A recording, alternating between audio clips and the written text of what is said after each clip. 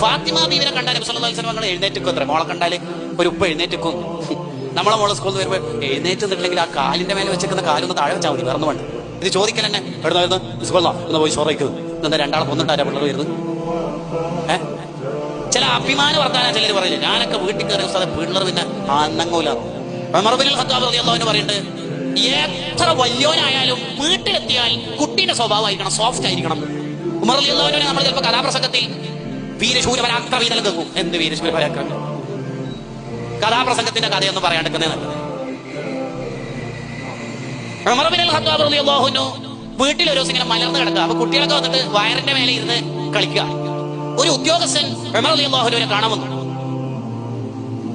കാണാൻ വന്ന ഉടനെ കാണുന്ന കാഴ്ച ഖലീഫയുടെ വയറിന്റെ മേലെ ഇരുന്നിട്ട് പിള്ളേർ കളിക്കുന്നുണ്ട്. പിള്ളേരോട് പറഞ്ഞു, ഇത് ഖലീഫ അല്ലേ, ഒരു ഗൗരവം വേണ്ടേ, മാറണോ? ഉമർ റളിയല്ലാഹു കണ്ണു തുറന്നപ്പോ ഉദ്യോഗസ്ഥൻ തന്റെ പിള്ളേരെ ഗൗരവപ്പെടുത്തി സംസാരിക്കുന്നേ കാണുന്നു. അയാൾ ഉമർ റളിയല്ലാഹു അൻഹു വിളിച്ചിട്ട് പറഞ്ഞു, ഇങ്ങോട്ട് വേണം ഒരു കാര്യം പറയാൻ, യു ആർ ഡിസ്മിസ്ഡ്, നിന്നെ ഭരണത്തിൽ നിന്ന് പുറത്താക്കിയിരിക്കുന്നു. പിള്ളേരോട് തന്നെ കരുണയില്ല, എന്നിട്ട് എനിക്ക് നാട്ടുകാരോട് കരുണ ഉണ്ടായാലും വിട്ടോളിയുന്നു. ഇതാ ഉമർ.